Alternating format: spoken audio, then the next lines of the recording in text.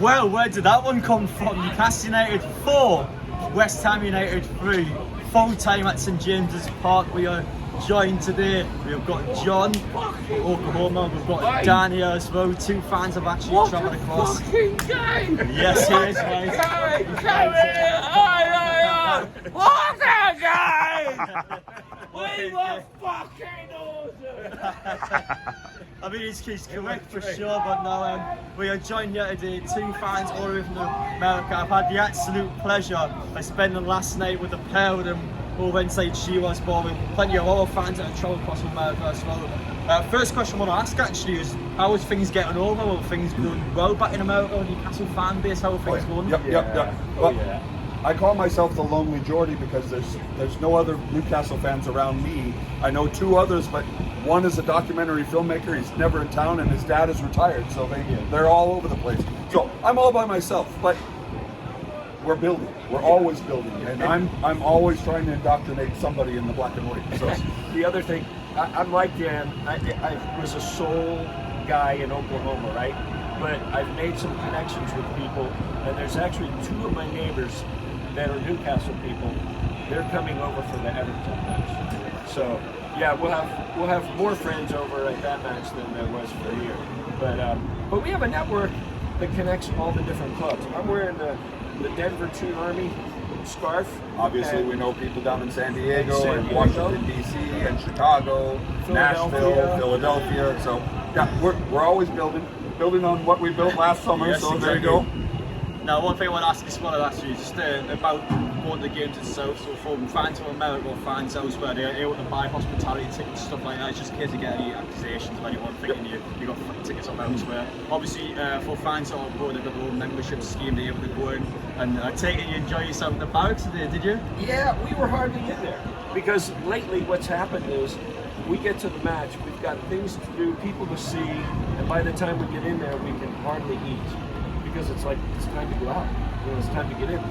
And so it's very enjoyable, it's very expensive for international fans. We're trying to work with the club. The club has been responsive to us.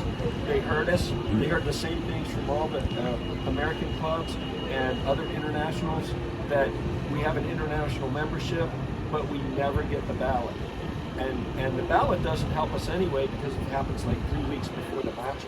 We have to book our flights 2 months in advance. We have to look at the schedule in August and say, which games do you want to go to? Because we got to market and try and buy hospitality tickets for those. Yeah. Right out of the block.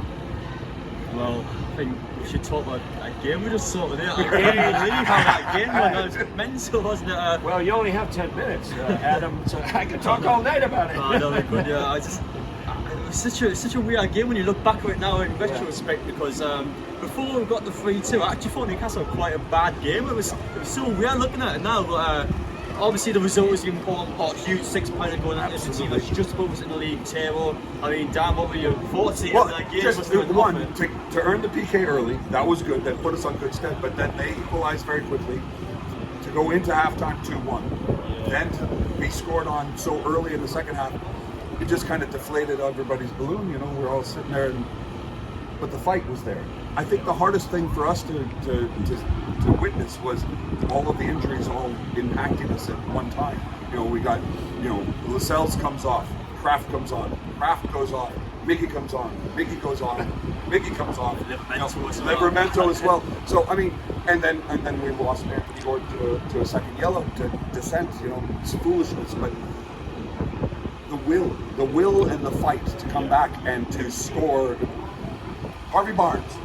Yes. That's all I can say. Yes. You know, we'll take that all day long. So yeah, it was fantastic. It just occurred to me though, there was one thing in this.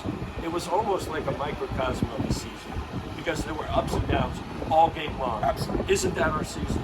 That's what our season is. Ups and downs.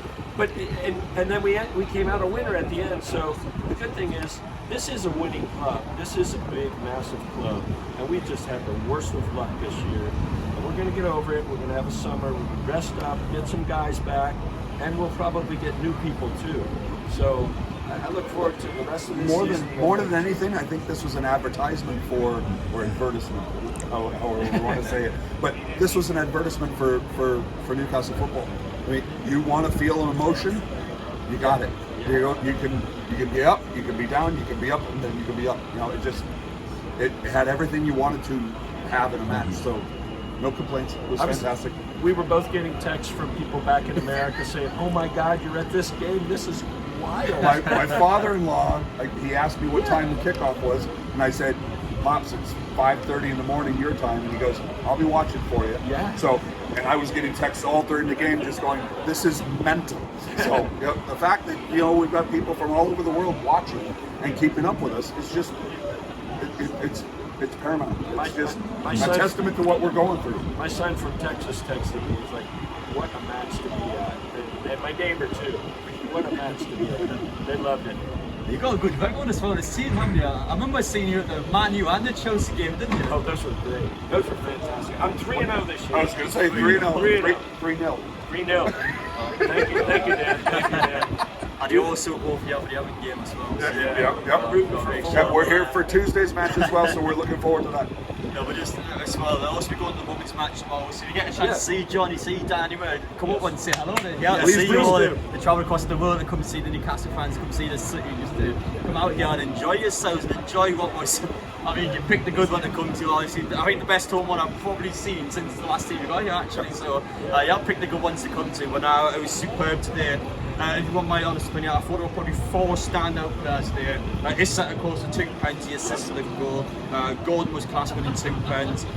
Harvey Barnes for 2 goals, and I thought Lewis Hall was exceptional. That's exactly brilliant when he came on. Yeah. 100%. You picked the exact 4 that I was. The thing is as well, it wasn't for the ligamento injury, Lewis Hall probably would have got game time today. So I thought under that situation, you looked incredible at his age. I was so impressed when he's aggressive. He got at West Ham. I thought, especially the Hall Barnes 2 subs, I thought they changed the game. And West Ham made quite a strange one when they took Antonio off and Calvin Phillips to defensively field on. It felt quite odd when they had such control in the game. I don't know if it was a bit of arrogance from Moyes thinking, when the game's won at 3-1. But Dan, what did you say when you came on? The Calvin Phillips, well, we're just a bullet dodged, is what I think I said. I'm glad we didn't get him. Yep, glad we didn't get him. Yeah, we don't need it. We don't strange, and obviously, I don't know if you heard the West Ham fans, but just well with the football giving it to us on the 3-1, upstandingly winning 3-1. They were all quiet at the end, so I just thought it was so satisfying. As soon as we went 3-3, and then all of a sudden it was like, "You're not singing now, are you?" Yeah, I know. They're going straight. They must have missed the final whistle out by the time they conceded the 4th. I was so happy with the crowd because it's an early match. I did not expect us to be up for this as much. You wander in, watch the game. The team was up, the fans were up. It was loud from the beginning. I was really impressed. It was a great game against Plenty more great games coming as well. So there'll be the women's game tomorrow, huge game against Liverpool Feds in Kingston Park. Then we have Everton on the Tuesday. So if you see them, come say hello. Please do. Please do. That's what we do. And finally, just how can people actually get in contact with us? Let's say some American fans watching us, or there's fans across the road. I want to say hello to the Pelias. What can they do? Well, if you're on the street, I'll give you a card. See the contact But cards, through social media, like on Twitter, I'm at JOHNOHARE John O'Hare. It's all one word. And I'm Laszlo325 on Twitter, but on Instagram I'm SuperfanDan831. There you go. And then 831 is my area code in California, so that's where to find me.